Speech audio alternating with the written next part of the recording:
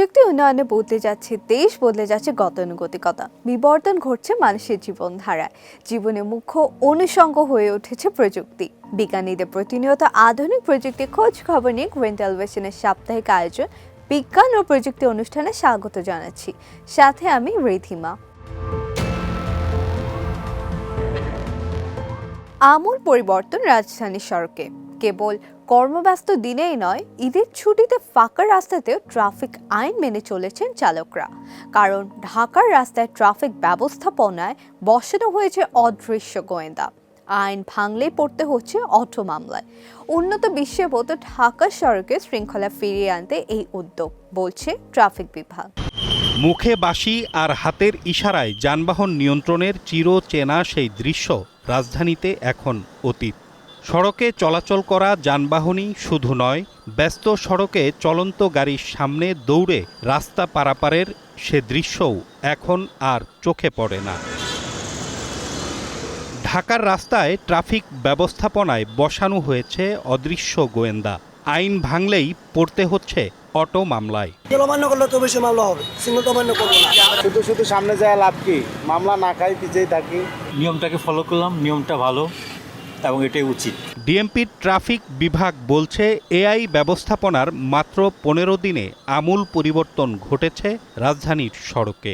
আমরা ভেবে নিয়েছিলাম যে হয়তো আমাদের মাস 6 লাগবে যে এই অভ্যস্ততায় চলে আসতে, কিন্তু আমরা আশ্চর্য হিসাবে দেখেছি যে এটি জাস্ট 15 দিনের মধ্যেই আমরা একটা খুব বড় ধরনের একটা পরিবর্তন আমরা দেখতে পেয়েছি। এই পুরো কৃতিত্বটা কিন্তু হচ্ছে এই নগরবাসী। ঈদের ছুটিতে ফাঁকা রাজধানীতে অস্পষ্ট নম্বর প্লেট ব্যবহার করে এআইকে ফাঁকি দেওয়ার অভিযোগে এক মোটরসাইকেল চালককে 1 মাসের কারাদণ্ড ও অর্থদণ্ড প্রদান করার সুস্পষ্ট ব্যাখ্যাও প্রদান করেন এই পুলিশ কর্মকর্তা। যে ব্যক্তিটি করেছে আমরা ইচ্ছা করলে নিয়ে আসতে পারতাম, আপনাদের সামনে হাজির করতে পারতাম। এটিও আসলে আমরা চাই না।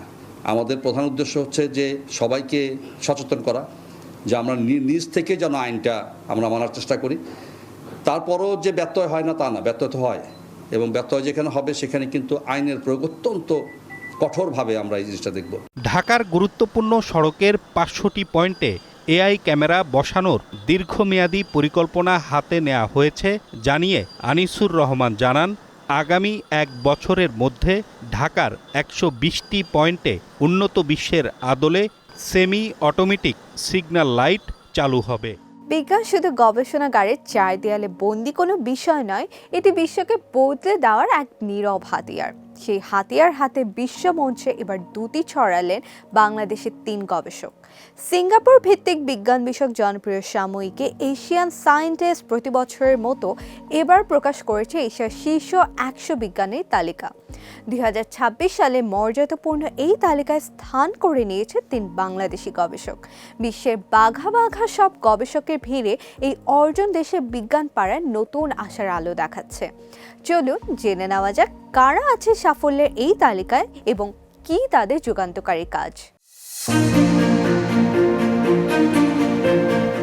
তালিকায় সবচেয়ে বড় চমক হলেন মারজানা আক্তার। তিনি এবারের তালিকায় অন্যতম কনিষ্ঠতম বিজ্ঞানী। বাংলাদেশের কৃষি বিশ্ববিদ্যালয়ের প্রাক্তন এই শিক্ষার্থী পেট্রোল খাতে সম্পূর্ণ নতুন ও আগে শনাক্ত না হয় একটি ভাইরাস আবিষ্কার করে বিশ্বকে তাক লাগিয়ে দিয়েছে। দেশের ভাইরোলজি গবেষণায় এটি অত্যন্ত বড় একটি মাইলফলক। মারজানার মেধার স্বীকৃতি মিলেছে আন্তর্জাতিক অঙ্গনেও। 2025 সালে জাতিসংঘের ইয়ং উইমেন ফর বায়োসিকিউরিটি ফেলোশিপের জন্য বিশ্বজুড়ে যে মাত্র 10 জন তরুণীকে বেছে নেওয়া হয়েছিল, মারজানা ছিলেন তাদেরই একজন। তালিকায় দ্বিতীয় নামটি অনেকেরই বেশ পরিচিত, তাহমিদ আহমেদ। মা ও শিশুর অপুষ্টি দূরীকরণ, ডায়রিয়া রোগ প্রতিরোধ ও এর চিকিৎসায় তিনি দীর্ঘদিন ধরে অনন্য অবদান রেখে চলেছেন। বিশ্বগত গবেষণা প্রতিষ্ঠান ICDDR-B এর ইতিহাসে তিনিই প্রথম বাংলাদেশি নির্বাহী পরিচালক, যিনি 2021 সাল থেকে সাফল্যের সঙ্গে এই দায়িত্ব পালন করে আসছেন। ব্র্যাক বিশ্ববিদ্যালয় ও যুক্তরাষ্ট্রের ওয়াশিংটনের বিশ্ববিদ্যালয়ের সঙ্গে যুক্ত থাকা এই গুণী মানুষটি আন্তর্জাতিকভাবেও জনস্বাস্থ্য গবেষণায় এক উজ্জ্বল নক্ষত্র। তৃতীয়জন কাজ করেছেন দেশের সবচেয়ে বড় শিল্পখাত পোশাক শিল্প নিয়ে। বাংলাদেশের টেক্সটাইল বিশ্ববিদ্যালয়ের সহযোগী অধ্যাপক মোহাম্মদ আব্বাস উদ্দিন সায়ন নজর দিয়েছেন পরিবেশ বান্ধব পোশাক উৎপাদনে। Decarbonisation lab for textile process innovation এর লক্ষ্য পোশাক কারখানার কার্বন নির্গমন কমিয়ে আনা এবং পরিবেশকে বাঁচানো। কাপড় তৈরির চিরচারিত ক্ষতিকর পদ্ধতি বদলে ফেলার এই অসাধারণ প্রচেষ্টার কারণে 2025 সালে গ্লোবাল চেঞ্জ অ্যাওয়ার্ডে বিশ্বের শীর্ষ 10 উদ্ভাবকের মধ্যে তার নাম উঠে এসেছে। এশিয়ান সায়েন্টিস্ট ম্যাগাজিন 2016 সাল থেকে প্রতি বছর বিজ্ঞানীদের বিভিন্ন শাখায় এশিয়ার সেরা গবেষকদের একটি তালিকা প্রকাশ করে আসছে। ব্যাংক থেকে ঋণ নেওয়ার প্রসঙ্গ উঠলে সর্বপ্রথম চোখের সামনে সাধারণত যেসব কর্মতালিকা ভেসে ওঠে সেগুলো হলো ব্যাংকে যাও, গিয়ে ফর্ম পূরণ করো, কাগজপত্র জমা দিতে দীর্ঘ লাইনে দাঁড়াও এবং এরপর সেই টাকা হাতে পেতে ক্ষণে ক্ষণে ঘুরে দেখো। কিন্তু এখন প্রযুক্তির ছোঁয়ায় সেই চিত্র বদলাচ্ছে। মোবাইল ফোনে কয়েকটি ক্লিকে ঋণের আবেদন, যাচাই বাছাই, এমনকি ঘরে বসে ঋণের টাকা পাওয়ার ব্যবস্থা তৈরি হয়েছে। বাংলাদেশেও ব্যাংক এবং আর্থিক প্রতিষ্ঠানগুলো ধীরে ধীরে এ ধরনের সেবা বাড়াচ্ছে। গত 11 মে ব্যাংক কোম্পানি আইন 1991-এর 45 ধারার আওতায় কেন্দ্রীয় ব্যাংক ইতোমধ্যে এ সংক্রান্ত একটি নীতিমালা বা সার্কুলারও জারি করেছে। সঙ্গত কারণেই প্রশ্ন আসছে, ই-লোন আসলে কি? এটি কিভাবে কাজ করে, কারা নিতে পারে, এতে কী ধরনের সুবিধা বা ঝুঁকি আছে? ই-লোন হলো এমন একটি ঋণ সেবা যেখানে আবেদন থেকে অনুমোদন এই পুরো প্রক্রিয়ায় অনলাইনে সম্পন্ন হবে। গ্রাহককে সরাসরি শাখায় যেতে হবে না। গ্রাহক ব্যাংকের মোবাইল অ্যাপ, ওয়েবসাইট বা ডিজিটাল প্ল্যাটফর্ম ব্যবহার করে প্রয়োজনীয় তথ্য জমা দিয়ে ঋণের জন্য আবেদন করতে পারেন। সাধারণত ব্যাংক বা আর্থিক প্রতিষ্ঠানগুলো গ্রাহকের আর্থিক তথ্য, লেনদেনের ইতিহাস, আয় বা অন্যান্য তথ্য বিশ্লেষণ করে ঋণ অনুমোদনের সিদ্ধান্ত নেয়। প্রযুক্তি নির্ভর এই ব্যবস্থায় সময় কম লাগলেও তথ্যের নিরাপত্তা এবং শর্তগুলো ভালোভাবে বোঝার বিষয়টি এখনো বেশ গুরুত্বপূর্ণ বলে মনে করছেন খাত সংশ্লিষ্টরা। ই-লোন হলো ঋণের একটা প্রসেস। এটি ক্যাটাগরি অফ লোন না। এসএমই বা কর্পোরেট যেমন ঋণের বিভিন্ন ক্যাটাগরি, ই-লোন তেমন কোনো আলাদা ক্যাটাগরি নয়। এসএমইর সাথে দুটো জিনিস যোগ হয়েছে, সিএমএ তথা কটেজ ও মাইক্রো। বাংলাদেশ ব্যাংকের নির্দেশনা অনুযায়ী এই সেবার নাম হবে বাধ্যতামূলকভাবে ই-লোন। এই ঋণের প্রধান শর্ত হলো একজন গ্রাহক সর্বোচ্চ 50,000 টাকা পর্যন্ত ঋণ নিতে পারবেন। তবে এই ঋণের মেয়াদ হবে সর্বোচ্চ 1 বছর। এছাড়া এক্ষেত্রে বাজার ভিত্তিক সুদহার কার্যকর হবে। তবে কোনো ব্যাংক বাংলাদেশ ব্যাংকের পুনঃ অর্থায়ন সুবিধার আওতায় এই ঋণ দিলে সুদের হার হবে সর্বোচ্চ 9%। আর ই-লোনের আবেদন থেকে শুরু করে ঋণ অনুমোদন ও বিতরণ সব অনলাইনে হবে। এই ঋণ পেতে গ্রাহককে কোনো দলিল স্বাক্ষর করতে হবে না। এর পরিবর্তে বায়োমেট্রিক তথ্য ও ট্রু ফ্যাক্টর অথেন্টিকেশন ব্যবহার করে গ্রাহকের সম্মতি নেওয়া হবে। যদিও ঋণ অনুমোদনের আগে ব্যাংক গ্রাহকের ঋণের পূর্বের রেকর্ড বা সিআইবি রিপোর্ট যাচাই করবে।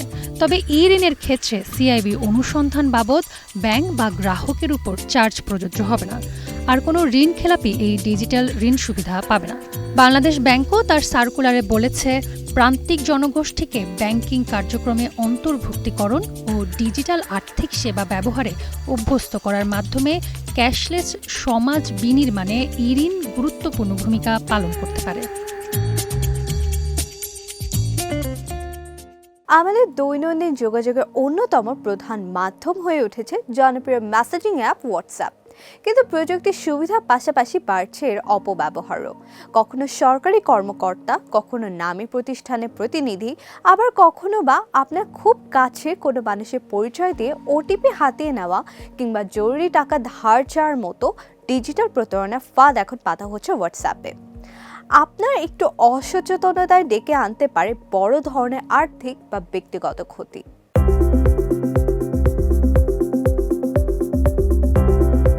ডিজিটাল প্রতারণার ঝুঁকি মোকাবেলা করতে এবং ব্যবহারকারীদের ব্যক্তিগত তথ্যের গোপনীয়তা বজায় রাখতে নিজেদের নিরাপত্তা ব্যবস্থাকে আরও এক ধাপ শক্তিশালী করেছে হোয়াটসঅ্যাপ। সম্প্রতি প্ল্যাটফর্মটিতে যুক্ত করেছে 5টি অসাধারণ নতুন নিরাপত্তা সুবিধা, যা আপনাকে রাখবে শতভাগ নিরাপদ।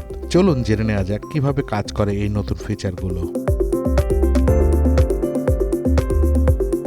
প্রতারণা ঠেকাতে হোয়াটসঅ্যাপের প্রথম বড় অস্ত্র হল সাইলেন্স আননোন কলার্স। প্রায় দেখা যায় বিভিন্ন আন্তর্জাতিক বা অপরিচিত নাম্বার থেকে কল দিয়ে ব্যবহারকারীদের ফাঁদে ফেলার চেষ্টা করা হয়। এই সুবিধাটি চালু রাখলে যে কোনো অপরিচিত নাম্বার থেকে আসা ফোন কল স্বয়ংক্রিয়ভাবে সাইলেন্ট হয়ে যাবে। তবে কলগুলোর বিবরণ আপনার কল লিস্ট এবং নোটিফিকেশনে জমা থাকবে, যাতে প্রয়োজনে আপনি পরে দেখে নিতে পারেন। দ্বিতীয় ফিচারটি হলো কনটেক্সট কার্ড। অচেনা কোনো নতুন নাম্বার বা নতুন গ্রুপ থেকে মেসেজ এলে এই কনটেক্সট কার্ড আপনাকে বাড়তি কিছু তথ্য দেবে। এর ফলে মেসেজের উত্তর দেবেন নাকি নাম্বারটি ব্লক বা রিপোর্ট করবেন সে বিষয়ে আপনি অতি দ্রুত সিদ্ধান্ত নিতে পারবেন। ভিডিও কলে কথা বলার সময় অনেক প্রতারক নানা অজুহাতে স্ক্রিন শেয়ার করতে প্ররোচিত করে, আর স্ক্রিন শেয়ার করলেই আপনার ফোনের ব্যাংকিং পাসওয়ার্ড, ওটিপি বা ব্যক্তিগত ছবি চলে যায় প্রতারকদের নিয়ন্ত্রণে। এই ফাঁদ রুখতে হোয়াটসঅ্যাপ এনেছে স্ক্রিন শেয়ার সতর্কবার্তা। বিশেষ করে অচেনা কারোর সঙ্গে ভিডিও কলে স্ক্রিন শেয়ার করতে গেলেই হোয়াটসঅ্যাপ আপনাকে সম্ভাব্য বড় ঝুঁকি সম্পর্কে আগেভাগেই সতর্ক করে দেবে। একটি হোয়াটসঅ্যাপ অ্যাকাউন্ট এখন একাধিক ডিভাইসে ব্যবহার করা যায়, আর এই সুযোগটিকেই কাজে লাগায় হ্যাকাররা। তারা বিভিন্ন কৌশলে আপনার অ্যাকাউন্টটি তাদের ডিভাইসের লিঙ্ক বা যুক্ত করার চেষ্টা করে। হোয়াটসঅ্যাপের নতুন ডিভাইস লিঙ্কিং ওয়ার্নিং এই ধরনের সন্দেহজনক চেষ্টা দেখলেই সাথে সাথে আপনাকে অ্যালার্ট পাঠাবে। একই সাথে এই লিঙ্কিংয়ের অনুরোধটি কোথা থেকে এসেছে সে তথ্য জানিয়ে দেবে।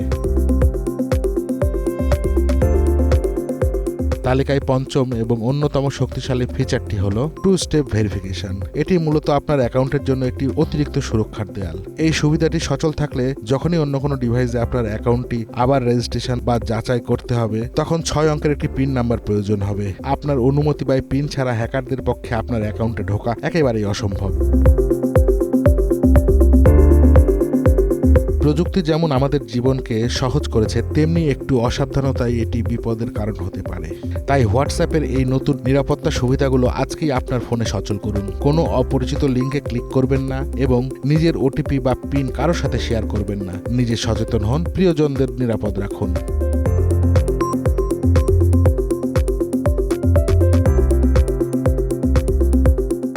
এবার ছোট্ট একটি বিরতিতে যাচ্ছি, ফিরে এসে জানাবো কিভাবে মানুষ এআই এর সাহায্যে বুঝতে পারবে প্রাণীদের ভাষা।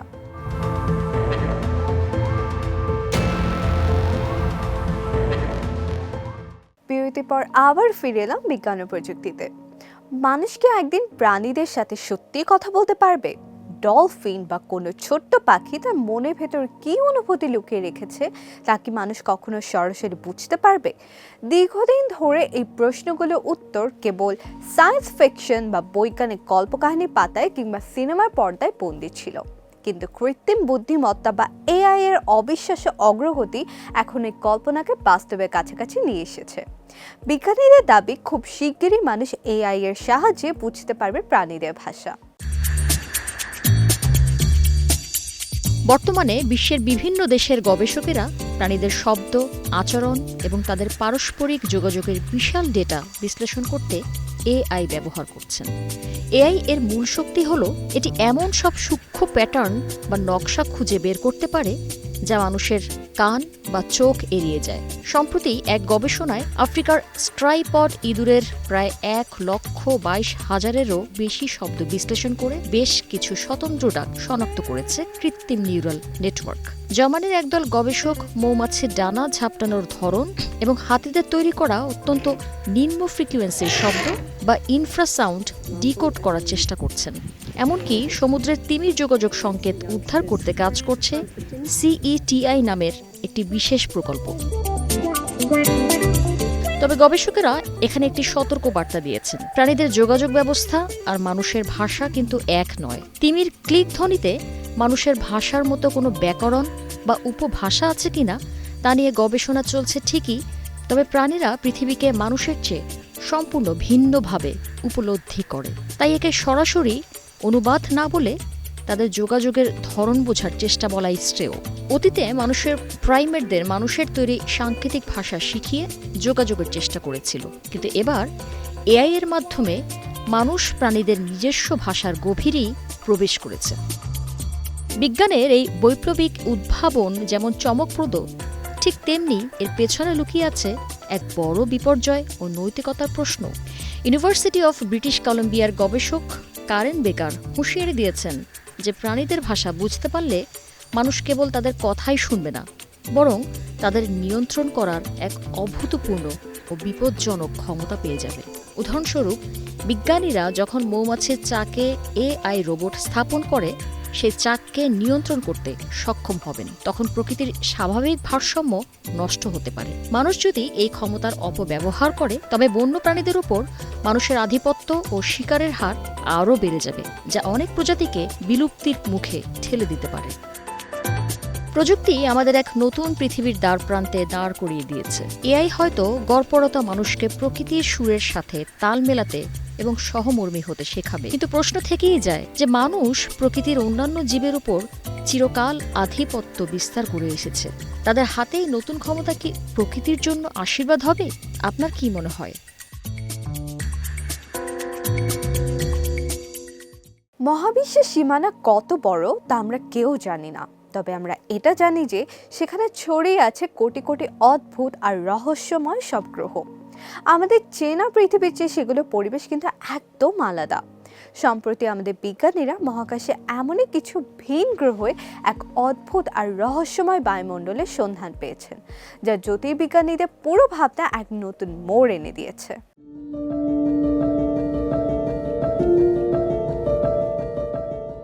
ফ্রান্সের কুত দাজুর অবজারভেটরির একদল বিজ্ঞানী বেশ কিছু গ্রহে রহস্যময় বায়ুমণ্ডলের সন্ধান পেয়েছেন, যা মহাকাশ গবেষণায় নতুন দিগন্ত উন্মোচন করেছে।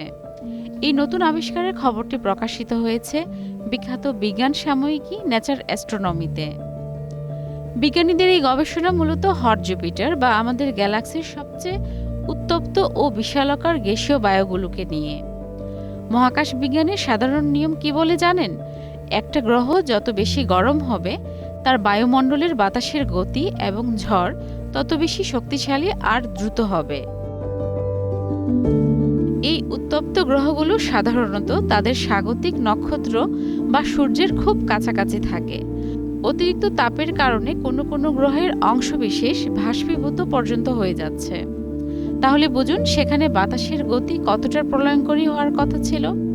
কিন্তু বিজ্ঞানীরা যখন 7টি এমন হট জুপিটার পরীক্ষা করলেন, তখন তারা অবাক হয়ে দেখলেন সেখানকার বাতাস ধারণার চেয়ে অনেক ধীর গতিতে বইছে।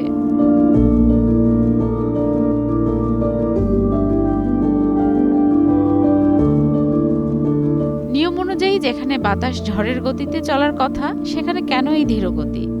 বিজ্ঞানীরা ধারণা করছেন কোনো এক অদৃশ্য শক্তি গ্রহগুলোর এই প্রচণ্ড গতিশীল বাতাসকে যেন পেছন থেকে টেনে ধরে রাখছে। আর এই ব্রেকিং ইফেক্ট বা বাধা দেওয়ার কাজটি করেছে মূলত গ্রহগুলোর নিজস্ব শক্তিশালী চৌম্বক ক্ষেত্র। যদি বিজ্ঞানীদের এই ধারণা সত্যি হয়, তবে এই ধীরগতির বাতাসই হবে সৌরজগতের বাইরে অন্য কোনো গ্রহে চৌম্বকীয় শক্তি থাকার সবচেয়ে বড় প্রমাণ। এই আবিষ্কার নিয়ে বিজ্ঞানী জুলিয়া সাইডেল বলেছেন, এটি বহির্গ্রহ বা এক্সোপ্ল্যানেট গবেষণায় সম্পূর্ণ এক নতুন দরজা খুলে দিয়েছে। এর মাধ্যমে আমরা জানতে পারব মহাকাশের কোন কোন গ্রহ টিকে থাকতে পারে কিংবা কোন গ্রহ নিজের বুকে পানি ধরে রাখতে সক্ষম। সোজা কথায় মহাবিশ্ব যে আমাদের চেনা হিসাব নিকাশের চেয়েও অনেক বেশি রহস্যময়, বিজ্ঞানীদের এই আবিষ্কার আমাদের আবারও সেটাই মনে করিয়ে দিল।